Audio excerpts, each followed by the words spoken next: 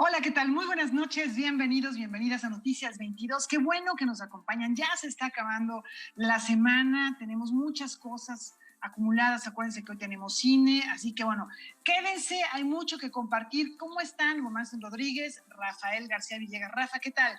Mi querida Laura, amigos del auditorio, muy contento como siempre de saludarlos, manteniendo la sana distancia, quedándose en casa como indican las normas en estos tiempos de pandemia. Muy buenas noches también a Laura Regis en la traducción de lenguas de señas mexicana y nos vamos directo a la información. Weman, ¿cómo estás? ¿Qué tal? Muy buenas noches, Rafael, Laura, amigos de Noticias 22. Vamos directamente a la información. Estamos hablando de que estamos en casa, que estamos guardando distancia, pero desafortunadamente para mucha gente en México eso no es posible. No es posible quedarse en casa, no es posible guardar distancia cuando hay que ganarse día a día el dinero para poder vivir y en ocasiones sobrevivir. Sobre esto la pregunta es, ¿de qué manera se afectan los derechos humanos de estas personas? La información la tiene nuestro compañero Omar Vera.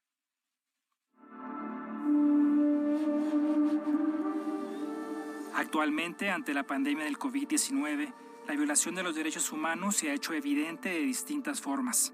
De acuerdo con el doctor Paolo Pagliali de la Universidad de Claustro de Sor Juana, en México esta crisis revela las desigualdades y violación a derechos fundamentales como la alimentación, salud y acceso a los recursos que se vive desde hace décadas en nuestra sociedad. Hay una idea muy generalizada que he escuchado muchas veces y también en la televisión, de que el coronavirus, como todas las pandemias, tiene la calidad de democratizar la sociedad, es decir, que es para todos igual. Yo creo que en ese sentido es un prejuicio, como todos los prejuicios, equivocado. No es para nada nivelador. No es verdad que vale lo mismo ser ricos o pobres frente a la enfermedad. En la realidad, esta enfermedad pone en evidencia la gran injusticia que caracteriza nuestra sociedad. Si hay algo que se nota justo en la experiencia compleja, traumática de la cuarentena, es la imposibilidad que tiene la mitad de la población de respetarla. Esa idea de que tenemos que quedarnos en la casa, esa idea de que si no te quedas en la casa no sirves los intereses de la comunidad, es una idea correcta desde el punto de vista de la epidemiología. Sin embargo, no toma en cuenta la realidad cotidiana de 50 o más millones de personas que en este país, si no salen diariamente a la calle, no comen y no dan de comer a sus propios hijos. El experto en derechos humanos y gestión de la paz explica cómo el hecho de que el crimen organizado esté repartiendo despensas en zonas alejadas es una palpable demostración del abandono del Estado a miles de mexicanos. Mira cómo la criminalidad organizada está regalando medios de necesidad primaria a las personas. Y donde no llega el Estado, llegan los demás. Y esta es una grande violación de los derechos humanos de las personas, porque la presencia del virus hoy pone en evidencia la lejanía de miles y miles, millones de personas en este país de los derechos fundamentales. De acuerdo con Paglioli, el virus visibiliza el limitado derecho a la salud. Pensemos en el derecho de acceso universal a la salud. Pensemos solamente en eso y se nos cae el mundo encima. ¿Sí? Nosotros no tenemos un acceso universal a los servicios de salud. Nosotros a lo largo de décadas hemos construido una salud pública para los pobres y una salud privada para los ricos. Y así lo que es público se ha vuelto un servicio con características y estándares para los pobres. Y lo que es privado tiene características y estándares para los ricos. A comparación con otros países donde, de acuerdo con la alta comisionada para la paz de la ONU, Michelle Bachelet, los gobiernos aprovechan la pandemia para restringir libertades y socavar el Estado de Derecho. En México no hay derechos que limitar porque los derechos ya están limitados. Fue una lupa, fue una prueba para ver realmente cómo somos. Me estoy imaginando que subimos la escalera, ¿sabes? Y llegamos a la azotea y como Dorian Gray descubrimos nuestro retrato y vimos lo que somos. Noticias 22, Omar Vera. Una situación que definitivamente hay que abordar y analizar desde diversas aristas. Ahí está el punto de vista filosófico, pero también el Programa Universitario de Estudios sobre Democracia, Justicia y Sociedad nos invita a reflexionar desde el panorama del arte.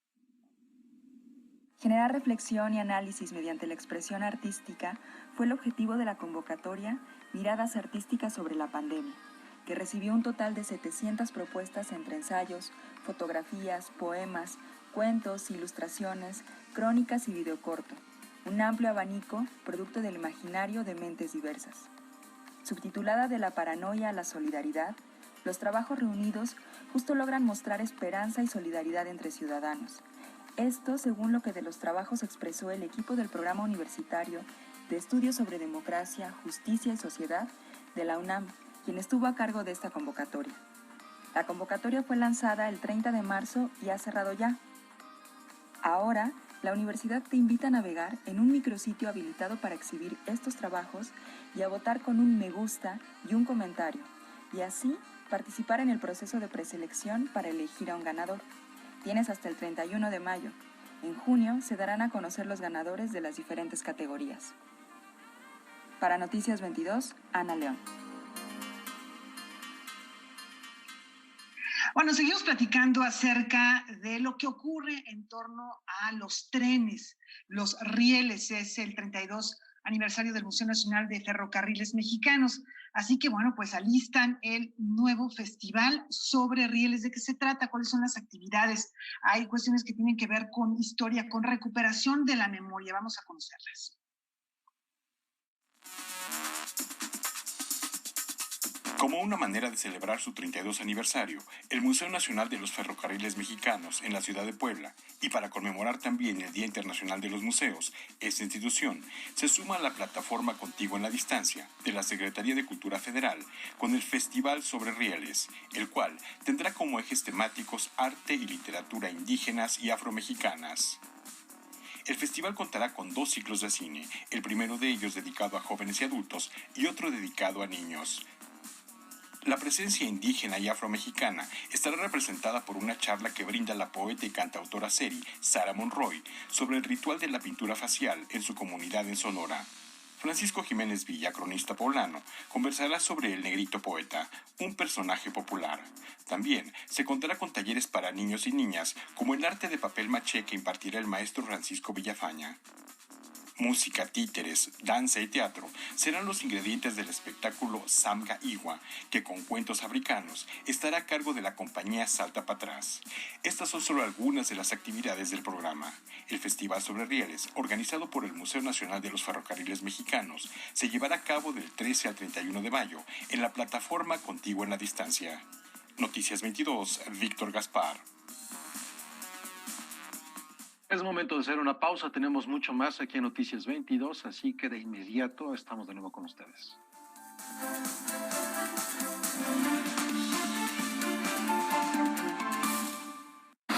El coronavirus se quiere meter con nuestros abuelitos. Tenemos que hacer todo lo necesario para cuidarlos y que ellos no tengan que salir de casa. Llevarles el mandado, sus medicinas y que no les falte nada. Y si vas a ayudarles, usa cubrebocas, lava y desinfecta tus manos y mantén distancia. Pero si no es necesario, no los visites. Llámales por teléfono, infórmales y diles lo mucho que los quieres. Al coronavirus lo vencemos juntos, pero no revueltos.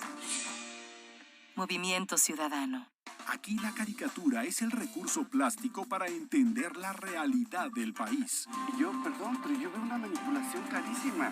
Son ángeles que vienen del cielo a traernos la cura de nuestros males. Porque tiene que ver con tu identidad. Porque tú, aferrado a esa emoción, eres lo que eres. El Chamuco TV y los hijos del Averno. Fíjense de paranoias histéricas, no van a ver. Domingos, 20-30 horas. Retransmisión, viernes, 22 horas. ¡Qué flojera! ¿Ahora qué hacemos? Hagan ejercicio. Es un gran aliado cuando te quedas en casa. Invita a los que viven en casa a realizar rutinas divertidas. El ejercicio baja tu nivel de estrés y ansiedad. Estarás alegre y con más energía. Tu condición física mejorará. Mantendrás un peso saludable y fortalecerás tu sistema de defensa inmunológica. Con eso, estaremos mejor ante cualquier enfermedad. Y como ya sabes, quédate en casa. Gobierno de México.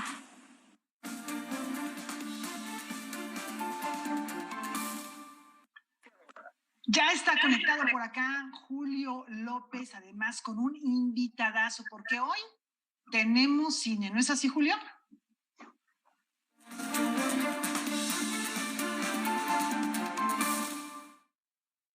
Pues así es jueves de cine mexicano por Canal 22, porque hoy le rendimos homenaje a un gran escritor, Juan Rulfo, a través de la película Pedro Páramo, El hombre de la media luna, que es protagonizada por Manuel Ojeda y que esta noche nos acompaña. ¿Cómo está, don Manuel Ojeda?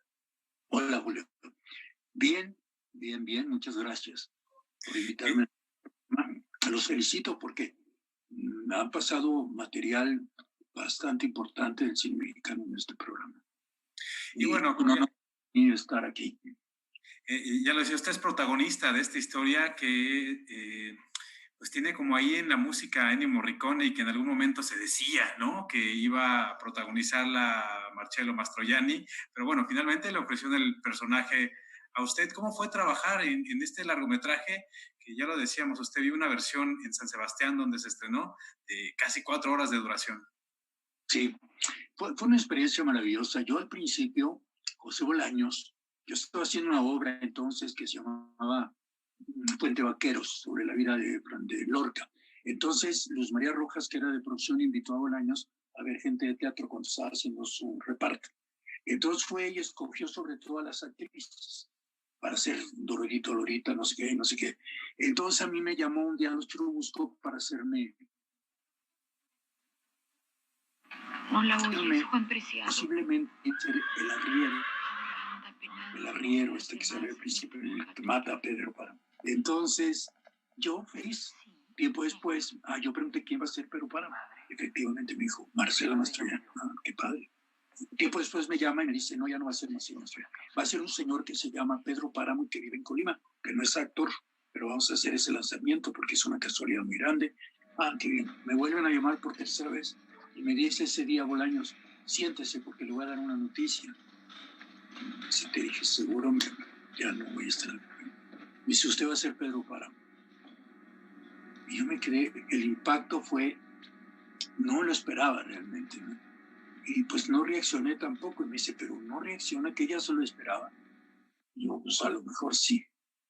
Y así fue, como inicié la película, fue una experiencia muy importante, ¿no? Porque fue una producción que duró, como duraban las producciones en ese tiempo, que duraban hasta 15 semanas, no sé cuánto, ¿no? Había una extensión de tiempo para hacer una película, y era un proyecto que en ese momento era un proyecto muy ambicioso de costo, y se construyó la media luna en los estudios Churubusco, el exterior, el foro, los pasillos, todo aquello. Era un espectáculo realmente, si no el más importante de ese momento, ¿no? Según decía. Y así no fue, yo creo. Bueno, mira, era un reparto muy especial, un reparto que logró lograr gentes muy importantes, ¿no? En la película. Yo lo único que, cuando yo vi la película en Sebastián en el festival, fue la primera vez que la vi, y me pareció un poquito larga, porque duraba un poquito más de 4 horas. Entonces después hubo otra versión en que sacaron escenas y personajes, inclusive, que la dejaron en 3 horas y media. Y después ya la comercial creo que duraba menos de 2 horas. No sé cómo es la que pasan en la televisión, pero es un descuartizadero, ¿no? O sea, yo pienso que una obra, aunque dure 15 horas, pues debe pasar tal como fue. Comercialmente no puede exhibirse una película en horarios de comercial, de corrida comercial, de 5 o 6 horas, ¿no? Solamente yo creo Bertolucci, esos grandes directores que dieron películas que la gente, yo mismo vi 900 en una sola sesión con la presencia de Bertolucci precisamente en San Sebastián, y fue increíble, se te hacía un momento la película, ¿no? Entonces Pedro Páramo, yo creo que, pues a lo mejor está mal que yo lo diga, pero no aguantaba la forma como estaba filmada. Para mi juicio no aguantaba tantas horas, ¿no? Sin haber concentrado un poco más, pero al filmarla, no al filmar una cosa tan larga, irla tijereteando, ¿no? Porque de por sí la obra maravillosa de Rulfo, realismo mágico y todo esto, no es precisamente una historia común, ¿no? Son historias que tienen ahí una especial narrativa. Bueno, de todas maneras hay momentos en que la película a mí me emocionó y me gustó mucho cuando la vi la primera vez. Yo doblé la película sin música, unas escenas que daban mal de sonido. Y cuando vi la película con la música Morricone, sobre todo cuando se llevan a Susana San Juan y él recorre esos pasillos y pasillos y pasillos antes de irse a acostar al camastro, me emocionó tanto la música cuando vi la película, que sentí que no correspondía a mi emoción actoral, que si yo hubiera tenido la música en ese momento al filmar, esa música que yo estaba escuchando como espectador, me hubiera motivado mucho más, ¿no? Tal vez. Pero bueno, de todas maneras, ahí encajó esa música maravillosa. Estuve en la quiniela el quinto lugar de actor de la Concha del Cantábrico, el premio de San Sebastián. Por supuesto, no me lo llevé. Se lo llevó, creo que en ese tiempo, Héctor Alterio, un actor argentino que hacía cine en España. Pero bueno, yo de todos modos fue la primera vez que yo asistí a un festival internacional, fue una experiencia maravillosa. Y además recibí críticas buenas de la gente que estaba ahí, periodistas de todas partes, y críticas un poquito malas, que les parecía que no entendían la película, que no entendían el guión, que no entendían. Pues es una historia tan nuestra, ¿no? Que yo creo que gente extranjera de pronto como que no se metió mucho en ese mundo de vivos y muertos, ¿no? De Rulfo. De todos modos, yo pienso que la película, hoy la voy a ver, la película tiene su encanto, tiene sus cosas especiales, tiene escenas que a mí me conmueven. Yo compré después la película y la he visto, ¿no? Personalmente, así, cuando tengo tiempo, y rescato algunas cosas de la película. A mí lo que no me gustó mucho fue, yo concebía el personaje de una manera más mexicana, en presencia, en vestimenta, en todo esto. Entonces, Pepe, que en paz descanse, a quien quise mucho como persona, que fue una gran persona en la dirección, se portó muy bien. Venía un poco influenciado tal vez por el cine, el western italiano. Él había hecho Art de Belpi Art, tenía como mucha influencia de León, del cine western, ¿no? Italiano. Entonces, esas grandes caminatas que hace hacer a Páramo, esa vestimenta, esa capa, esas cosas que hizo, como que yo nunca estuve de acuerdo en ese vestuario. Yo hubiera preferido sombrero, la presencia, ¿no? que leemos en la literatura de Rulfo, que cómo era ese hacendado, cómo era ese hombre, cómo era Páramo. Pero también tuvo cosas muy, muy, muy especiales, como todo el entierro de Susana. A mí todo eso.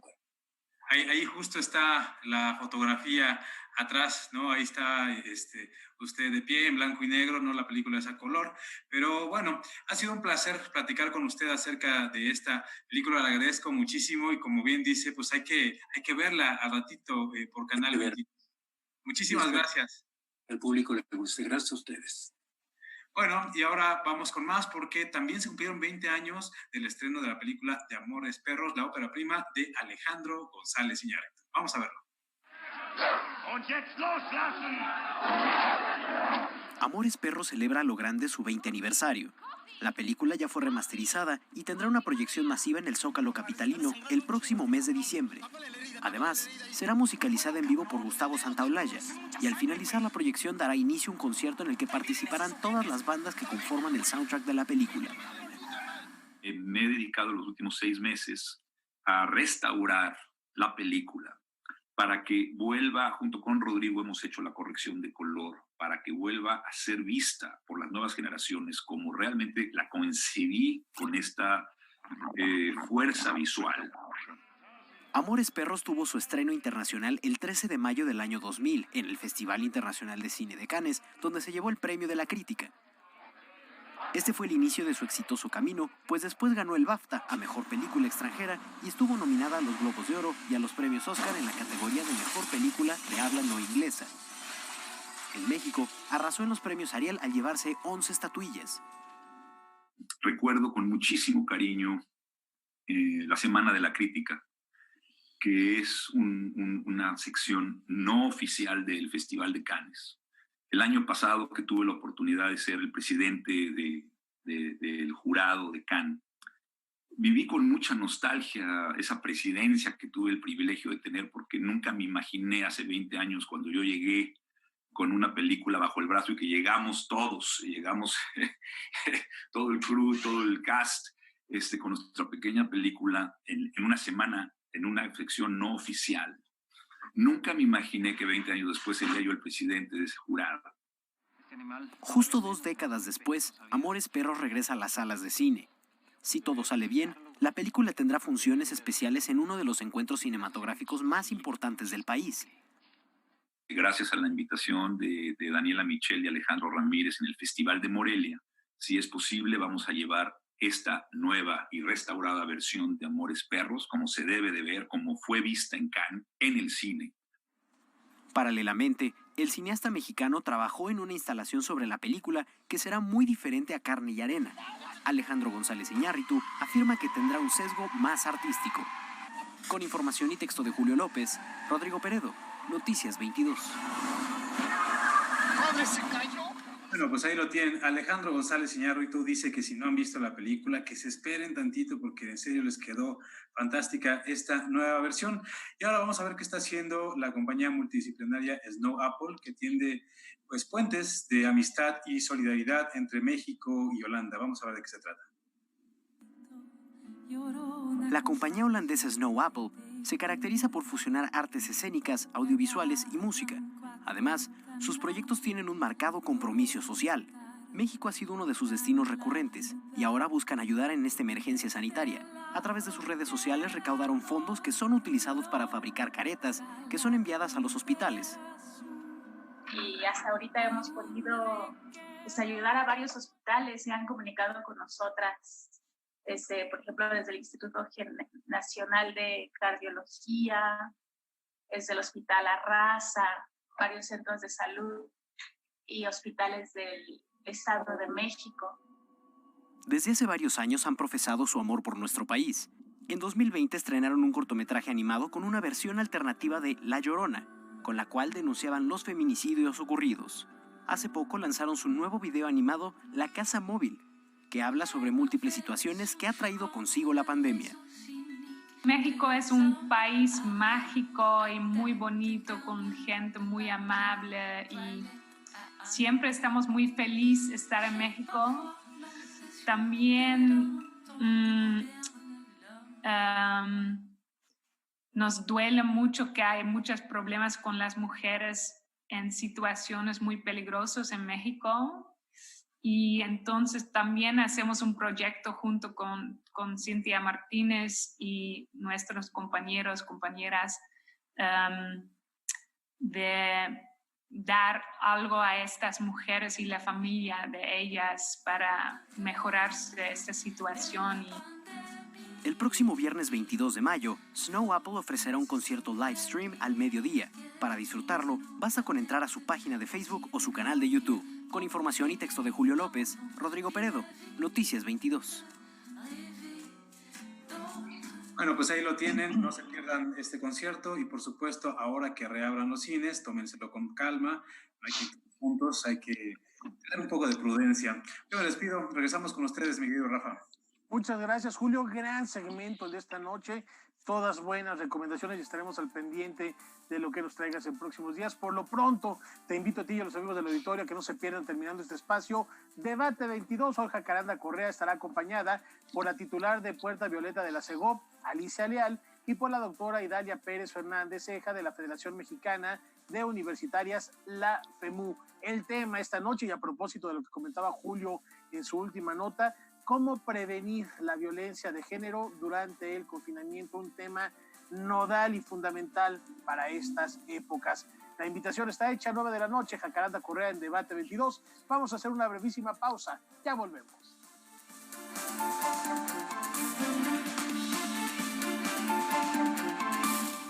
Contigo en la distancia. Hola, en estos días en los cuales todos estamos cuidándonos, te invitamos a desarrollar tu creatividad a través de nuestra convocatoria Un Día en Casa.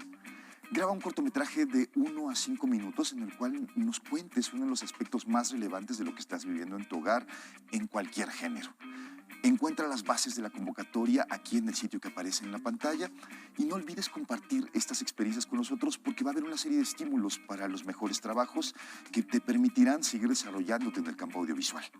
No lo olvides, nosotros estamos contigo en la distancia. Secretaría de Cultura. Gobierno de México. Por si las moscas, vamos a hablar de la relación entre la pandemia y el crimen organizado. Nos acompañan 2 especialistas, un reportero y un experto en seguridad. Ellos son Alejandro Almazán y Ricardo Blas Márquez. No se lo pierdan, aquí en Canal 22. 19 horas. Prevenir un incendio forestal es más fácil que combatirlo. Está en nuestras manos. En bosques y selvas, no arrojes colillas de cigarro ni basura. El fuego puede iniciarse con el efecto lupa que provocan los desechos de vidrio y el sol.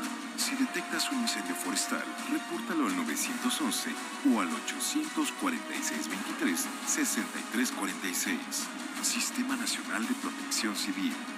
Gobierno de México.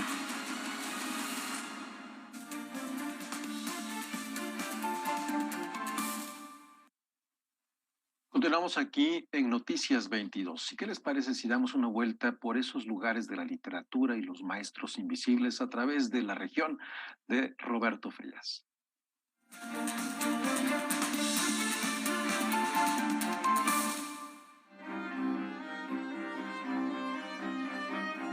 Es verdad que todos hemos tenido buenos y malos maestros a lo largo de nuestra vida académica, desde la primaria hasta el posgrado.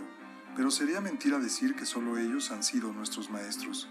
En la vida de casi cualquiera hay maestros de todo, de filosofía práctica, de las sutilezas de la naturaleza humana, de cómo lidiar con el dinero, de cocina y de cama.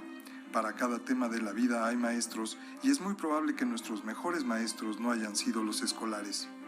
El ejercicio de la literatura, un oficio que paradójicamente parece al mismo tiempo más vivo y más muerto que nunca, como si fuera el gato de Schrödinger, un oficio que parece no servir para nada, pero que en realidad tiene por objeto darle voz a lo más esencial de la naturaleza humana y fijarlo en forma de historias, un oficio pues extraño, no tiene rutas demasiado claras para su aprendizaje. Hay quien piensa que se puede aprender asistiendo a clases de literatura en cualquier universidad, cuando en realidad lo que ahí se aprende es a ser crítico literario. Se dice que se puede aprender en infinidad de talleres literarios o en las carreras de creación literaria. Aunque lo más probable es que se aprenda a escribir como nuestros maestros, esta ruta no va tan desencaminada. Al menos se ejerce la práctica de escribir y uno se topa como creador con lo más importante, sus limitaciones. Sin embargo, es posible que la mejor escuela del escritor sea simplemente leer y escribir, leer a otros y aprender de sus artes, aprender en los libros de los maestros invisibles.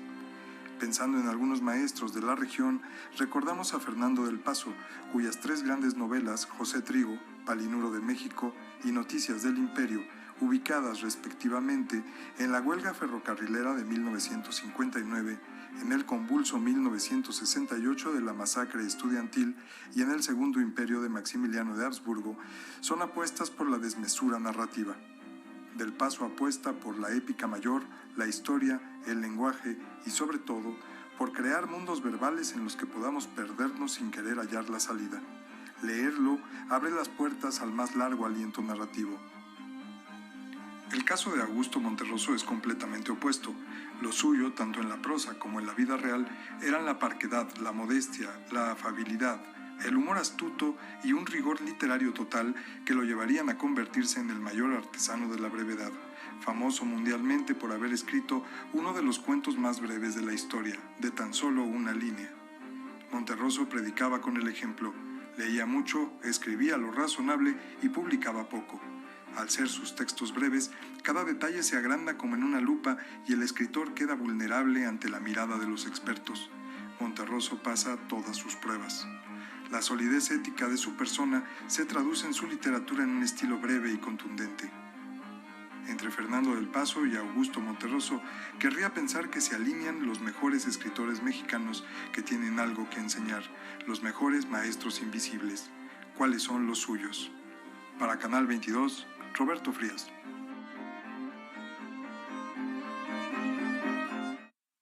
Bueno, pues ahí está esta propuesta de regresar ahora que hay tiempo. ¿Por qué no volver a leer estos grandes libros de Fernando del Paso, por ejemplo, que ya mencionaba nuestro compañero? Y vamos a ir ahora a España. Hemos estado viendo muchas imágenes, productos audiovisuales, teatros hechos en casa, pequeñas obras, fragmentos, monólogos. Pues, ¿qué creen? Ya hay una novela sobre el tema de la pandemia. Ediciones Maeva ha lanzado a la venta en formato electrónico la primera novela escrita y publicada en plena crisis por el coronavirus COVID-19. Se trata de El Confinado, un thriller de Roberto Domínguez que trata sobre la actual pandemia.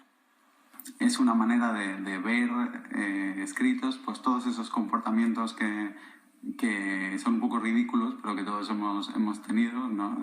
en estos días. Pues como la higiene absoluta o un poco la paranoia frente al virus. Y bueno, verlo en una ficción, verlo en algo así entretenido, en algo con intriga, yo creo que a la gente le ayuda a desdramatizar un poco el virus y bueno, y a desconectar un poquito de las noticias que siempre nos intoxican y que nos rodean con respecto al virus. El protagonista es Juan, un informático treintañero que vive con angustia las primeras semanas del confinamiento en Madrid. Aislado en un edificio casi vacío y con unos vecinos extranjeros con síntomas, Juan desarrolla una paranoia de consecuencias impredecibles.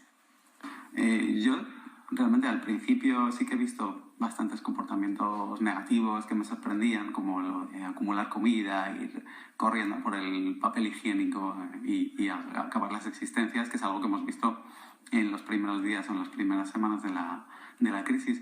Pero luego me han sorprendido más los aspectos positivos de apoyo mutuo, de ayuda, de solidaridad. La gente ha sido muy valiente, por lo menos en España, en Madrid, con la crisis. Se ha intentado apoyar mucho y han surgido un montón de iniciativas para hacer que esto sea más llevadero.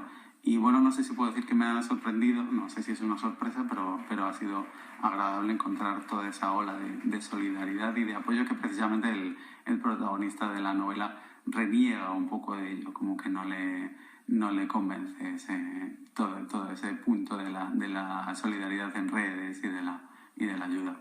Con un toque de crítica social y sarcasmo, la novela retrata las distintas fases por las que ha pasado la sociedad española ante esta crisis: la incredulidad, el miedo, el optimismo y el hastío. Me parece que sí que estamos en el camino de construir una sociedad un poco más en la que nos ayudemos un poco más, en la que valoremos más lo que tenemos en conjunto y en la que sepamos apreciar que juntos, unidos, podemos llegar a más sitios, podemos construir una sociedad mejor que separados. Es un poco el punto de la novela, más allá de que es una ficción entretenida, divertida, intrigante, con mucho suspense, pero también está ese punto, ese trasfondo en el que, bueno, trato de decir que quizá el individualismo que llevábamos hasta ahora nos lleva a un peor resultado como sociedad que hacer las cosas en común. El Confinado se encuentra disponible en todos los formatos de libro electrónico. Para Canal 22, desde Madrid, España, Francina Islas, corresponsal. Y a propósito de literatura, reabordamos un tema que nos concierne, que nos compete y que hemos estado también analizando. Ahora lo hacemos desde la perspectiva de Georgina Abud, quien comparte con Noticias 22 esa difícil situación a la que se enfrentan las librerías de todo el país. Desde que se pidió cerrar los negocios, las librerías entraron en una etapa que hoy los tiene en la incertidumbre, ya que los gastos por el pago de servicios como renta, luz, agua, nómina e impuestos no han parado. Más de 1,000 puntos de venta en todo el país cerraron, incluyendo los que pertenecen a tiendas departamentales. Desde antes estábamos ya en una situación muy complicada. Uno de las razones es el régimen fiscal, pero también está la piratería. Está la venta directa de editoriales de las editoriales al gobierno, por ejemplo, a los libros de texto. Ese es un tema también fuerte. Ahora en el comercio electrónico, pues muchas veces se van a empresas extranjeras a adquirir los libros en vez de comprar en librerías mexicanas. Son muchos factores los que nos han puesto en riesgo. Y ahora rematamos con este confinamiento en el que tenemos que cerrar, mantener gastos como todos los demás comercios. En ese sentido en particular, no estamos mejor que el resto de los comercios. Todos tenemos que cumplir con nuestras obligaciones sin ingresos. Uno de los factores que han tenido que sortear y que hoy pone a las librerías del país en un escenario difícil es la tasa cero. Y es que las librerías venden un producto que no tiene IVA. El año pasado buscaron un cambio en el régimen en el que se encuentran, pero no pasó la iniciativa y por la pandemia no se le dio continuidad en este periodo legislativo. Las farmacias, por ejemplo, que venden también un producto sin IVA, que son las medicinas, o la carnicería, que vende carne sin IVA, ellos tienen se rigen bajo el justo tasa cero, que al final del ejercicio se hace una compensación con ISR y el impuesto, digamos, el IVA que se pagó. Y entonces hay una devolución por parte de Hacienda de ese IVA que pagaron y no pudieron compensar. Eso no pasa en las librerías. Entonces, todo nos cuesta 16% más. La renta nos cuesta 16% más de lo que le cuesta al que pone una licorería, por ejemplo, que no se encontrarán licorerías, pero es decir, estamos en un régimen completamente inequitativo. Otro factor que afecta a la permanencia de las librerías es el precio único del libro. Realmente el precio único existe, la ley del libro existe. El gran problema es que la gran mayoría no lo acata. Entonces, mi personal punto de vista, ahí hay mucha, es decir, sí hay, es un tema en el que no estamos todos de acuerdo, sí hay polémica. Si me preguntas a mí, mi personal punto de vista, creo que se necesita quien regule la ley del libro, porque si alguien la viola, no pasa nada. Entonces, desafortunadamente, así nos manejamos los seres humanos, necesitamos a alguien que nos obligue a cumplirla. Todo el mundo lucha por la ley del libro, todo el mundo dice que sí, y a la hora de la práctica hay una incongruencia ahí terrible. Si empezamos a competir con descuentos, vamos a acabar destrozándonos. Entonces, por eso también es tan importante que haya quien regule la equidad, porque a las librerías nos interesa muchísimo el libro, de eso vivimos, lo amamos, vivimos apasionadas, pero hay quien vende libros y le da igual, entonces no le importa manejar es más, hay quien el tema de vender libros le funciona nada más para calcular sus algoritmos de preferencia, entonces le da igual, te pagaría porque se llevaran el libro y viera el perfil de su cliente para poderle vender otras cosas. La cadena de producción del libro inicia con el autor y termina cuando el lector tiene en sus manos la obra. Las editoriales están lanzando campañas para sobrevivir y mantenerse presentes. La CANIEM y ALMAC se reúnen cada semana para ver de qué manera cierran filas para que la cadena no salga tan afectada. Cuando de verdad nos digan, abran sus puertas, vamos a ver cuántos las abrimos y cuántos no las podemos abrir. O sea, todavía hay mucha incertidumbre, mucha, en todos sentidos. Tomar ahorita decisiones es muy aventurado y no, creo que tenemos que ser prudentes también. Noticias 22, Alberto Aranda. Bueno, y es que cuando hablamos de cultura, la cultura es una madeja en donde hay muchos hilos. Y si uno jala una hebra, ese hilo seguramente nos va a llevar a un sector económico como el turismo. Si jalamos otro, va a llevar a educación. Si jalamos otro, vamos a llegar a industrias creativas, vamos a llegar también a espectáculo. Es tan complejo que mientras no exista una regulación real y tampoco exista una política económica para el sector, pues muy difícilmente se verán logros en un corto plazo en una crisis como esta. Les recomendamos de paso, hay una entrevista que acabamos de publicar el día de hoy con Eduardo Cruz Vázquez al respecto. Es una larga entrevista en donde vamos desde el espectáculo hasta los museos, de los museos a las secretarías de cultura, medios de comunicación, creativos, absolutamente todo eso que cabe en lo que llamamos cultura, que además todo el mundo defiende.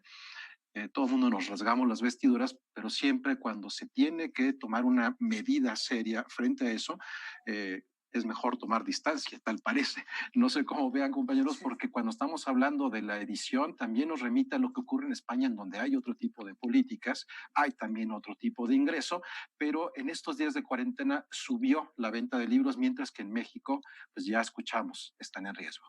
Eso es lo que comentas, Weyman, porque en España ya se reabrieron las librerías, pero también son políticas de consumo. ¿Qué estamos consumiendo aquí? Nos cansamos de decir que es lo mejor para el encierro tener un buen libro a la mano, pero del dicho al hecho hay un gran trecho, dice el refrán popular.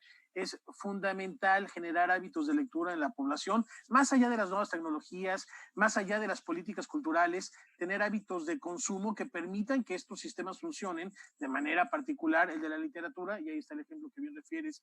En España se reabren las librerías, la gente regresa, pero las disminuciones en las ventas no fueron tantas, al contrario, hubo un pequeño incremento en el consumo de literatura durante esta cuarentena. Y hay otro sector que a lo mejor no hemos tomado tanto en cuenta, y son las pequeñas librerías, aquellas librerías que venden de ocasión o de viejo, como les llamamos en México, que en el centro hay muchas. Esas librerías no tienen soportes electrónicos, su negocio justamente es la venta de libros en físico. Hemos visto iniciativas como la de dependientes de lectores de Sexto Piso, Almadía y Era. Hemos escuchado también los descuentos que están haciendo, por ejemplo, La Murciélaga Librería de 30%, Ediciones Acapulco de 50%, pero las librerías pequeñas que viven aún porque existe el libro como objeto y esperemos que siga existiendo, no tienen mucha salida para sus ventas. Hay que leer hoy más que nunca. Hay una invitación, esto que comento de la entrevista con Cruz Vázquez lo tenemos en Noticias 22 Digital, y también ahí hay una serie de entrevistas que tienen que ver tanto con librerías independientes como con editoriales independientes, así que se las recomendamos porque sí es algo que nos importa, estamos involucrados absolutamente todos en esto y vamos a seguir observando paso a paso cada una de las que podamos. Y como muestra de nuestro compromiso con esto, del 15 al 17 de mayo, editoriales independientes como las ya referidas, Sexto Piso, Almadía, Ediciones Era, van a ofrecer una venta virtual especial de libros. No se pierdan esta gran oportunidad, únicamente tienen que ingresar a www.dependientesdelectores.mx. Ya habíamos platicado con Eduardo Rabás a propósito de esta plataforma, y mañana comienza esta venta especial virtual de literatura. Hay que apoyar a las editoriales independientes e insistimos, hay que leer hoy más que nunca. Vamos a una pausa.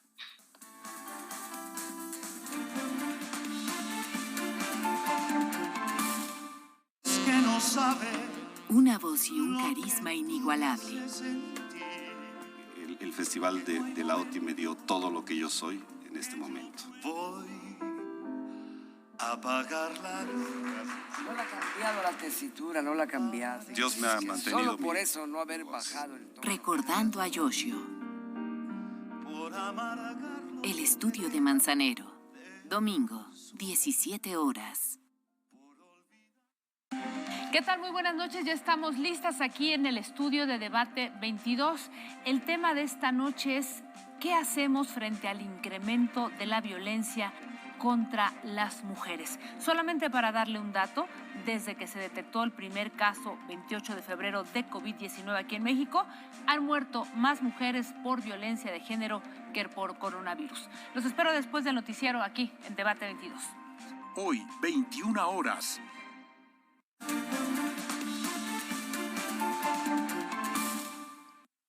Continuamos aquí en Noticias 22 y tenemos un enlace con el escritor, investigador y neuropsiquiatra Jesús Ramírez para dar seguimiento al tema de los derechos humanos y la salud.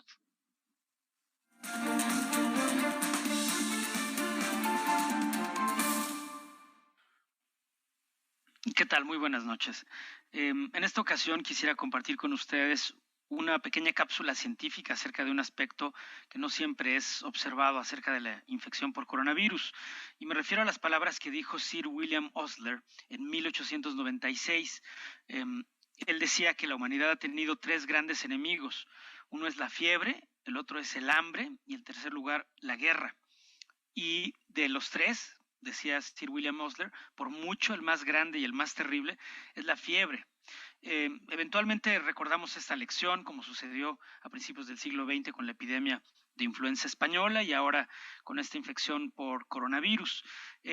Sabemos que en nuestro país las cifras de mortalidad pues, han subido considerablemente, rebasando ya 4,000 muertes.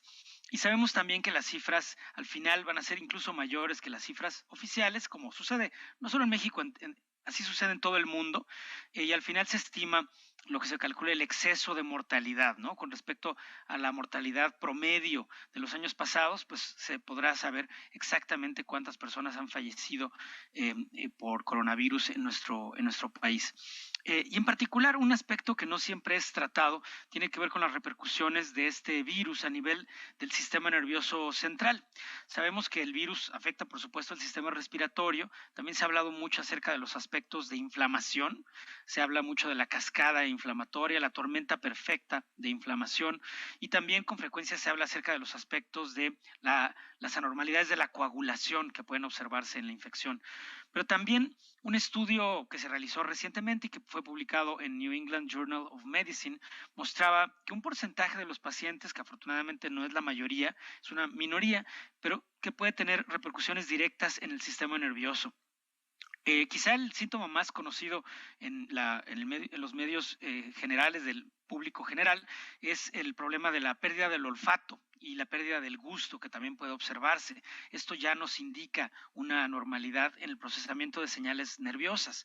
Pero algunos pacientes desarrollan meningitis viral, encefalitis, que puede cursar con muchas anormalidades del comportamiento y otros síntomas, así como también otros problemas como son las hemorragias cerebrales o problemas como infartos a nivel cerebral y también pérdida de la fuerza en las extremidades. Entonces, todo esto nos habla acerca del amplio repertorio de posibilidades que se observan a nivel clínico en la infección por coronavirus y nos recuerdan la urgencia de seguir tomando en cuenta las recomendaciones de confinamiento y las medidas de sana distancia, ya que ahora se ha empezado a hablar acerca ya de cómo va a ser en forma escalonada la salida de esto. Sin embargo, hay que recordar que nos encontramos todavía en la fase 3, en la etapa más álgida, y conviene tener una gran precaución. Vaya, pues no, con este panorama lo que nos queda es cuidarnos mucho, protegernos.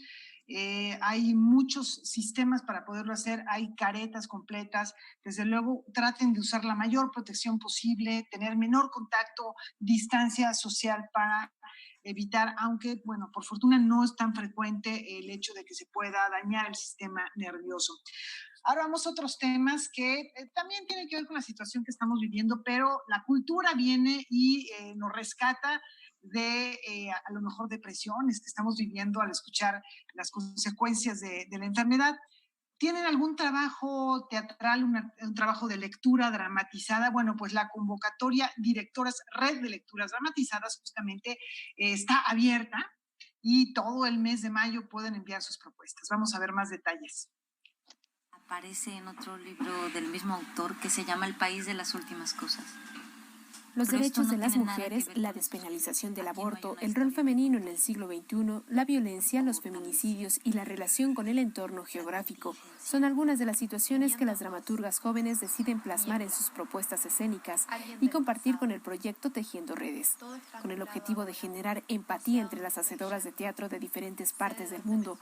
Esta iniciativa lanzó la convocatoria Directoras, Red de Lecturas Dramatizadas, edición 3, México-España. Queremos acortar las distancias y queremos que mujeres que vayan saliendo de la escuela y con mujeres que ya tienen más años de trayectoria se puedan juntar a dialogar y a crear un espacio seguro de creación, ¿no? Como dejar de estar disociadas las unas de las otras y saber que los procesos creativos se pueden compartir. Sí creo que en estos momentos las dramaturgas se están preguntando mucho cómo generar un cambio y cómo este cambio afecta al entorno y a nuestros entornos y a nuestras realidades. En estos momentos, con estos contextos, obviamente las dramaturgas estarán abogando por el presente. Crear nuevas formas de relacionarnos y estar juntas. En colaboración con el Centro Cultural de España en México y Piso 16, Laboratorio de Iniciativas Culturales de la UNAM, Tejiendo Redes convoca a directoras residentes en la zona metropolitana de la ciudad de entre 25 y 35 años de edad, que cuenten con un montaje desarrollado y presentado de forma profesional, quienes deberán mandar su postulación y una carta de motivos al correo tejiendoredes.dramaturgia@gmail.com. La convocatoria cierra el 31 de mayo y las 3 directoras seleccionadas dirigirán una lectura dramatizada de autoras españolas. Tenemos que tener siempre muy en claro que el confinamiento no es social, sino solamente es físico. Entonces puede haber todavía este intercambio de ideas y que creo que podemos usar las plataformas en estos momentos para generar denuncias, para generar preguntas, para generar dudas. Y entonces esto vemos en las lecturas dramatizadas que se pueden dar como dispositivos para tejer una red entre mujeres. Las lecturas dramatizadas se presentarán en octubre en el Centro Cultural de España en México. Noticias 22, Karen Rivera. No reconocía ni mis pies, ni mis manos. Estamos llegando hacia el final de Noticias 22 y nos vamos a despedir como es costumbre con música. Hoy celebrando el cumpleaños 67 de Dean Mertens, este gran compositor, contratenor, pianista, guitarrista, musicólogo además, de origen belga, que ha dado música muy importante al mundo y que es un referente indiscutible de la creación contemporánea. Laura Weber. Así es, Rafael. Laura es un gran músico, también saxofonista, tú que tocas el saxofón, Rafa. Es un tipo multifacético y además una persona verdaderamente amable y encantadora. Me ha tocado verlo no solamente en algunos conciertos, sino también tuve la suerte de estar en una clase magistral que él ofreció, y de verdad es un tipo profundamente generoso y que, bueno, la invitación para escuchar a mí uno de sus discos favoritos, de mis discos favoritos de Mertens, se llama Texturas Extraturas, creo que es así como se llama. Una recomendación. Bueno, pues disfrútenlo, muy buenas noches. Él estaba haciendo una gira, por cierto, este año celebrando el 40 aniversario de su vida en la música, tuvo que interrumpirse, ojalá que la retome para seguir festejando 40 décadas. Muy buenas noches. Bueno, nos vemos mañana. Gracias. Chao.